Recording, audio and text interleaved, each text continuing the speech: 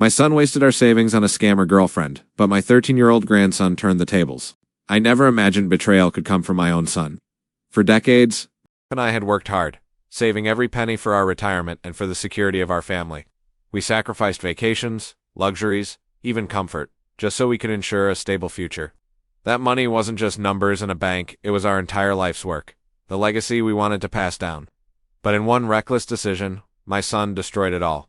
It started when he met her. She was young, beautiful, and cunning in ways I couldn't have predicted. From the beginning, I noticed how she always had excuses, how she never worked, how she kept demanding small loans for emergencies. But my son, he was blinded. He called her his future wife, swearing she loved him. Every time we tried to warn him, he brushed us off with anger, saying we were too old-fashioned to understand love. Then came the day we discovered the unthinkable. Our savings account, carefully built over decades, was emptied. Not a cent left. My wife collapsed when she saw the bank statement, and I felt rage boil in my chest. When I confronted my son, he didn't even deny it. Instead, he said he had invested in his girlfriend's business idea. She stood there smirking, holding his hand, as if daring me to challenge her. My heart shattered. What hurt the most wasn't just the money, it was the betrayal. My own son had chosen a manipulative stranger over his own parents. We had worked our whole lives for that nest egg, only to see it vanish into her pockets. But while my wife cried herself to sleep that night, someone else in the house wasn't shedding tears. My 13-year-old grandson, Michael, was listening. And though he said nothing, his eyes were filled with fire. Michael wasn't like other kids his age. Quiet, observant, and sharper than most adults I knew. He had a passion for technology, often tinkering with old computers and surprising us with clever little programs he built. While the adults were consumed with anger and despair, Michael sat at his laptop, typing away, his young mind already racing with ideas. "Grandpa," he said softly, "if they scammed us, maybe it's time someone outsmarts them." At first, I dismissed his words. He was only 13. What could he possibly do against a grown woman who had tricked his father and drained us of our savings? But Michael didn't argue. Instead, he started gathering information discreetly, patiently. He watched her social media accounts, noticed her patterns, and even overheard conversations when she thought no one was listening. Piece by piece, he built a picture of who she really was. Not just a liar, but a professional scammer. The more Michael uncovered, the clearer it became. This woman wasn't in love with my son, she had done this before. Multiple men, multiple families, each story ending the same way. Drained bank accounts, broken relationships, ruined lives. She moved like a shadow, leaving no trace behind. But this time, she had underestimated one thing. A boy who was smarter than she could ever imagine. And Michael wasn't about to let her get away. One evening, Michael called me into his room. On his computer screen were screenshots, bank records, and even messages between her and another man. She was planning to leave my son the moment she secured more money. My stomach dropped as I realized how deep her lies went. Michael looked at me, his voice steady. "Grandpa, we can't go to the police yet. They need proof. But if we play this smart, we can make her pay." His plan was bold, almost too bold for a boy his age. He wanted to set a trap, one that would expose her greed and force her to reveal herself. Using fake accounts, Michael posed as a wealthy investor interested in her business. He dangled just enough bait to hook her attention, crafting emails and messages so convincing, even I was impressed. Soon, she was bragging about her new investor, not realizing she was walking into a child's web. Days passed, and the scammer grew more excited. She started pressuring my son to convince us to loan her more money for an opportunity. But behind her back, she was messaging Michael's fake investor profile, revealing everything. She even sent fake contracts and demanded wire transfers. My son was blind, still defending her every move. But Michael and I knew the truth. "Just wait," Michael whispered, his eyes glinting. "She's about to trap herself." The tension in our house was unbearable. My wife avoided looking at our son, unable to forgive him for betraying us. He, in turn, clung to that woman as if she were his only hope. Meanwhile, Michael worked quietly every night, building his trap. He had already created a full profile for his fake investor, complete with photos, a fabricated company website, and even LinkedIn connections. It was flawless. The scammer had no idea a 13-year-old was dismantling her empire. Finally, the moment came. She received a message from Michael's fake investor offering a huge deal. All she had to do was provide her full bank details and proof of past transactions. Desperate to prove her worth, she complied without hesitation. Michael's eyes lit up as he captured everything: account numbers, emails, and incriminating evidence. It was more than enough to expose her. But Michael wasn't finished. He wanted her arrogance to be her downfall, in front of everyone. The next step was risky. Michael convinced me to arrange a family dinner, insisting that my son bring her along. My wife was hesitant, but Michael promised it would be worth it. The night of the dinner, tension filled the air. She arrived, dressed to impress, dripping in jewelry that no doubt had been bought with our stolen money. My son looked proud, as though parading her around would make us accept her. He had no idea what was coming. As dinner began, Michael pretended to be disinterested, fiddling with his phone. But under the table, he had set up everything. A projector connected to his laptop, ready to display the scammer's secrets. The woman bragged all evening about her business ventures, speaking with fake confidence. My son looked at her with admiration, eating up every lie. And then, with one quiet click, Michael turned the projector on. The room froze as her private messages lit up the wall. At first, my son was confused. "What is this?" he asked, staring at the emails. His girlfriend's face turned pale, her hands trembling. On the screen, her messages revealed everything: her lies, her other boyfriends, her plan to drain my son's money and disappear. The final nail in the coffin was a message she had sent just hours earlier. "He's such an idiot. After this, I'm gone for good." Gasps filled the room. My son's jaw dropped. The silence was deafening. My wife covered her mouth, tears streaming down her face. My son's hands shook as he turned to the woman beside him. "Is this true?" he whispered, his voice breaking. But before she could answer, Michael pressed another button. Audio recording snippets he had secretly captured played aloud, her voice bragging about how easy it was to fool my son, how old people like us were weak. She had laughed about ruining us. That was the breaking point. My son pushed his chair back, his face twisted with rage and humiliation. She tried to grab his arm, stammering excuses, but he yanked it away. "Get out," he shouted. His voice shook with a mix of anger and betrayal. For the first time, he saw her for what she really was. She stormed out of the house, screaming threats, but the power she had over him was broken. And Michael had saved us all. Later that night, my son sat alone, his head in his hands. "I ruined everything," he muttered. His pride was gone, replaced by shame. But Michael walked over, placed a hand on his father's shoulder, and said words that stunned us all. "You didn't ruin everything, she did. But now, you can fix it." That simple statement, coming from a 13-year-old, carried more wisdom than anything I could have said. For the first time, my son listened. With the evidence Michael gathered, we went to the police. It turned out she had a long history of scams, with several families pressing charges. Michael's work didn't just save us, it helped bring down a criminal. The authorities praised him for his intelligence and determination.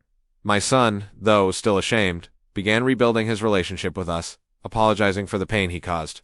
And as for our savings, though gone, we found something more valuable: trust slowly being restored. In the weeks that followed, word spread through our community about Michael's brilliance. Teachers praised him, neighbors admired him, and even strangers reached out to tell us how inspiring his story was. But Michael didn't care about fame.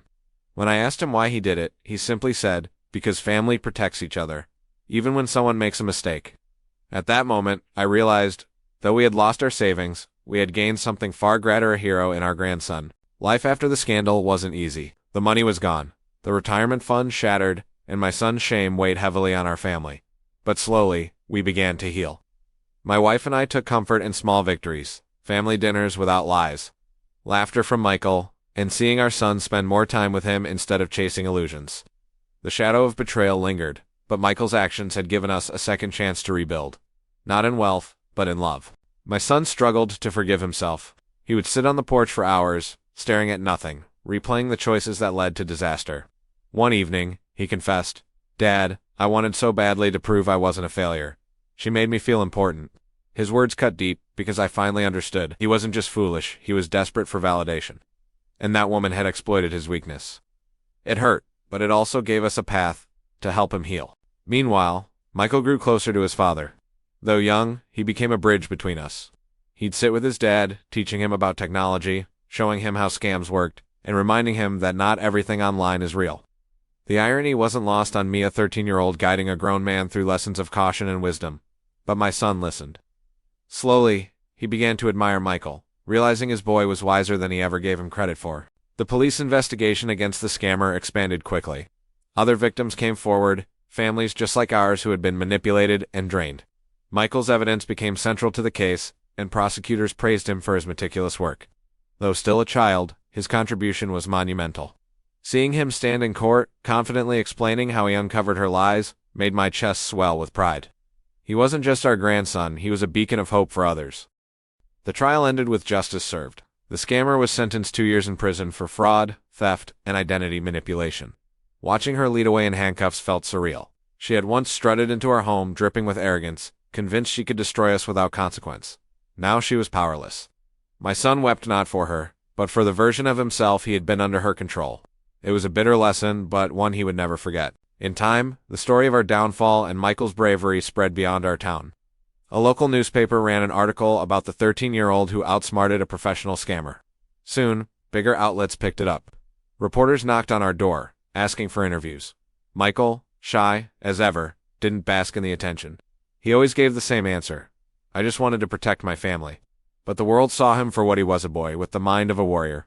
Offers started pouring in. Tech companies wanted to mentor Michael. Schools offered him scholarships, and even law enforcement agencies praised him. My son, who once thought he was nothing more than a disappointment, now glowed with pride whenever someone asked about his boy. "That's my son," he'd say, voice cracking. It was a strange twist of fate. The same son who had lost everything now found redemption through the very child who saved us. Despite all the recognition, we remained grounded. Life wasn't magically perfect, we still had bills to pay, we still lived modestly, and we still mourned the savings we lost. But our home was filled with something money couldn't buy: unity. My son helped us around the house, picked up extra work, and treated us with newfound respect. The bitterness between him and us began to dissolve. And in the middle of it all was Michael, the glue holding us together. One night, as I tucked Michael into bed, I asked him how he stayed so strong through it all. He looked at me with those wise eyes and said, "Grandpa, when you see someone you love drowning, you don't just watch you jump in, even if you can't swim." His words echoed in my heart. He had saved not just our money, but our family's dignity, our hope, and our future. And he had done it with courage far beyond his years. Years later, when people ask me about the hardest moment of my life, I don't say losing our savings. I say watching my son fall into darkness and seeing my grandson pull him back into the light. The money is gone, but in its place grew something far more valuable: strength, unity, and pride in the next generation. Michael taught us that true wealth isn't in banks, it's in family. And that, my friends, is a fortune no scammer can steal. Time has a way of reshaping pain into lessons. Months after the trial, our family began to feel normal again. My wife returned to gardening, my son took up carpentry to stay busy, and Michael dove deep into learning cybersecurity. What started as a necessity became his passion. He read books, took online courses, and practiced daily. Watching him grow, I couldn't help but feel that this hardship had forged him into someone extraordinary, a boy who turned trauma into purpose. One evening, Michael presented us with something remarkable: a program he had coded himself to detect phishing attempts. "It's not perfect yet," he admitted, "but I think it could help people avoid what happened to us." His small project amazed us. My son, still carrying guilt, smiled for the first time in months. "Michael," he whispered, "you're going to change the world." Those words weren't empty. They came from a man who knew how devastating a scam could be. My son's redemption came in small steps. He volunteered at community meetings, speaking openly about his experience to warn others. At first, his voice trembled, but over time, he grew confident. People listened. They respected him for admitting his mistakes. It was healing for him and for us. Michael always stood by his side, sometimes adding his own insights about online safety. Together, father and son became a team, turning their darkest chapter into a mission to protect others. It was strange watching people approach my son after his talks, thanking him for his honesty. Some had been scammed themselves, others were afraid it might happen. He no longer looked like the broken man we once pitied. He stood taller, prouder, carrying the weight of his past like armor. Michael beamed every time his dad spoke, and in those moments I saw something rare: a father earning his son's admiration, not the other way around. One day, Michael received an invitation to a national cybersecurity conference for young talents. He was just 14, yet recognized among university students and professionals. My son insisted on accompanying him. I watched them board the bus together, a father humbled, walking beside the boy who had saved him. The irony struck me once. He had believed he was teaching his son about life. Now, it was Michael leading him toward a brighter future neither of us could have imagined. At the conference, Michael spoke about our family story. He described how he uncovered the scam, the evidence he gathered, and the night he revealed the truth at dinner. The audience listened in stunned silence. When he finished, the applause was thunderous. My son's eyes welled with tears as he clapped harder than anyone else in the room. For the first time, he saw his boy not as a child, but as a leader, someone destined for greatness. Afterward, companies approached Michael with offers of mentorship, scholarships, and opportunities. Though only a teenager, he was already being seen as a future pioneer in cybersecurity. My son stood proudly beside him, no longer ashamed, no longer broken. He finally understood that his worth was not tied to money or status, but to the love of his family and the potential of his child. It was a redemption arc I never expected to witness, but one I cherished deeply. Despite the recognition, Michael remained humble. He returned home, back to his chores, his studies, and his quiet evenings coding. Fame didn't interest him. "It's not about me," he often said. "It's about making sure what happened to us doesn't happen to anyone else." His determination was unshakable. My son began helping him, learning coding basics, supporting him in projects. Together, they were rebuilding not just a family, but a legacy. A bond forged in betrayal, but sealed in resilience. Looking back, I sometimes shudder at what could have been. If Michael hadn't intervened, if we had stayed silent, our lives might have collapsed entirely. The scammer would have disappeared with everything, leaving us broken and divided. Instead, we gained something priceless. A reminder that heroes don't always wear capes. Sometimes, they're just kids who refuse to stand by and watch the people they love suffer. That realization fills me with gratitude every single day. Now, whenever people ask about wealth, I smile and tell them our story. Money can vanish in a heartbeat, but family, when tested, can shine brighter than gold. My son made mistakes, yes, but he found redemption through his child. And Michael, our quiet, brilliant grandson, taught us that true power lies not in wealth, but in courage. His bravery turned our tragedy into triumph, and for that, I will forever call him our family's greatest treasure. Michael's journey didn't just change our family, it began to ripple outward. Local schools invited him to speak to students about online safety. Standing in front of kids just a few years younger than himself, he explained how scams worked, how to protect personal data, and how easy it was to fall for sweet lies. Teachers praised him, parents thanked him, and kids listened in awe. For Michael, it wasn't about glory, it was about saving others from the pain we endured. At home, our lives settled into a rhythm again. My son worked hard to rebuild trust, paying back what he could and proving through actions, not words, that he had changed. He apologized often, not just to us, but to Michael. "I let you down," he would say, to which Michael always replied, "But you got back up, Dad." Their bond grew unbreakable, stronger than it had ever been before, and watching it unfold gave me peace I hadn't felt in years. Still, there were nights when my son woke in cold sweats, haunted by shame. "How could I have been so blind?" he'd whisper. Those were the moments I reminded him that everyone is vulnerable in their own way. Greed, loneliness, desperation scammers prey on those weaknesses. His mistake didn't define him. His recovery did. And Michael's courage became the anchor that kept us all from drifting into despair. Healing was slow, but it was steady. One Sunday, we all sat together for dinner, something we hadn't done in peace for a long time. The table was full not with lavish food, but with laughter. My wife told stories from her youth. My son cracked jokes with Michael, and the boy's eyes sparkled as he shared his latest coding project. In that moment, I realized we had gained far more than we lost. We had discovered that true richness was sitting right there, around that humble table. Months later, Michael received a letter that left us stunned. A scholarship offer from a prestigious tech academy. They had followed his story and wanted to invest in his potential. He was only 15, yet already recognized as a mind worth nurturing. Tears streamed down my son's face as he hugged his boy. "I may have lost money, but I won the greatest gift a son I can be proud of." His words weren't just for Michael, they were his own redemption. Michael accepted the scholarship, but before leaving, he had one request: to hold a community workshop. "I don't want to leave without giving back," he said. Together, we helped him organize it. Dozens of families came, eager to learn. Michael stood before them, confident, wise beyond his years, explaining scams, protections, and the power of vigilance. Watching him, I knew he was more than just our savior, he was a protector for so many others. On the night before Michael left for the academy, we sat on the porch together, just him and me. "Grandpa," he said softly, "promise me you'll keep telling our story." I nodded, my throat tight with emotion. People need to know that even when everything falls apart, family can bring it back together. He smiled, and in that quiet moment, I understood. This wasn't just his story. It was all of ours, a legacy, born from pain, but transformed into strength. When Michael left, the house felt emptier, but also filled with pride. My son drove him to the academy, returning with red eyes but a lighter heart. "Dad," he told me, "he's going to do great things." And he was right. Letters from Michael soon arrived, updates about his projects. Mentors impressed by his skills, and his plans to one day start a foundation to protect families from scams. His dream was clear, to turn our tragedy into hope for others. Years passed, and though we aged, Michael's star only grew brighter. He became known as a brilliant mind in cybersecurity, often speaking on global stages. But no matter how far he went, he never forgot us.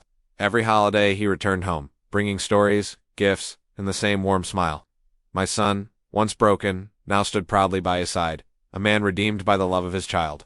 Watching them together, I often thought, our family truly rose from ashes. Now, as I sit and reflect, I realize this story was never just about betrayal or money, it was about resilience. My son lost everything chasing a lie. But in that darkness, our grandson became a light so strong it guided us all back. Michael's courage restored our dignity, healed broken bonds, and built a future brighter than any fortune could buy. And as I tell this tale, I know one truth. Scammers may steal money, but they can never steal family. Michael's story began circulating online. News outlets picked it up, calling him the boy who fought scammers. People from around the world reached out victims who had lost everything. Parents who feared for their children, teachers looking for resources. Our little tragedy had turned into a global testimony of hope. Watching Michael handle all this with humility, I knew he wasn't just our family's pride anymore. He was becoming a symbol of resilience for countless others. But through all the noise, Michael never let fame change him. Whenever he visited, he still helped his grandmother with dishes, still sat on the porch with me, and still hugged his father every morning. "You're still my family," he'd remind us, "and none of this means anything without you." For my son, those words were healing. They reminded him that redemption wasn't about applause, it was about the quiet forgiveness and trust that only love could offer. The turning point for my son came one evening when he stood at a local gathering and said, "I lost everything chasing after a fantasy. But my son gave me back something real honor." His voice shook, but his conviction was steady. People applauded, but what mattered most was Michael's smile. That night, my son finally forgave himself. And in that forgiveness, he found the strength to start over, not as a victim of a scam, but as a father reborn. Together, they launched a small nonprofit aimed at teaching families digital safety. It wasn't grand, but it was meaningful. Workshops in schools, guides for parents, helplines for the elderly. It grew slowly, then rapidly, because people trusted their story. They weren't preaching from books. They were teaching from scars. And people listened. In time, what began as a wound became a weapon to protect others.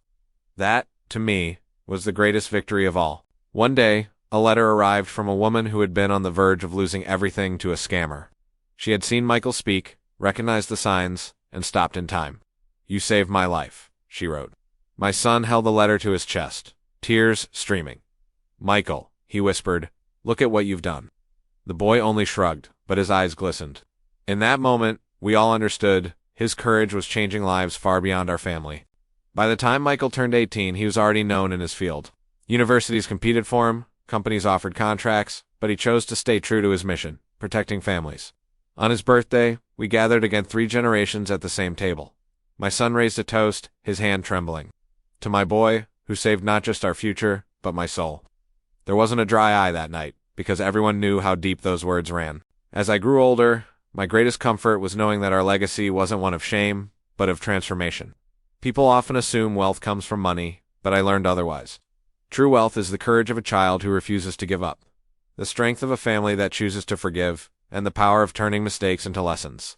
That was the inheritance Michael gave us, and it was worth more than any fortune we had lost. When Michael's story was published in a national magazine, they called him the boy who saved his family. The title made me smile. It was simple, but it was true. He had saved us from financial ruin, from disgrace, and from tearing ourselves apart. He had saved us from ourselves. And though the world praised him, to me he was still just my grandson, the boy who used to run barefoot in the yard, now a man carrying wisdom far beyond his years. Even now, when I tell people our story, I see their eyes widen in disbelief. Some laugh nervously, others tear up, but all of them listen. And that's what Michael wanted to spread awareness, to protect, to inspire. Our pain became his platform, and his determination turned it into something beautiful. I often tell him, "You turned our scars into shields for others." And he always answers with the same smile. That's what family does. So this is how I remember it, not as a tale of loss, but as a story of redemption. My son fell, yes, but he rose again, guided by his child. Michael, at just 13, carried us through a storm most adults couldn't weather. And because of him, we didn't just survive, we rebuilt stronger than ever. Money may come and go, but love, courage, and family, those are treasures no scammer can ever steal. That is our true fortune.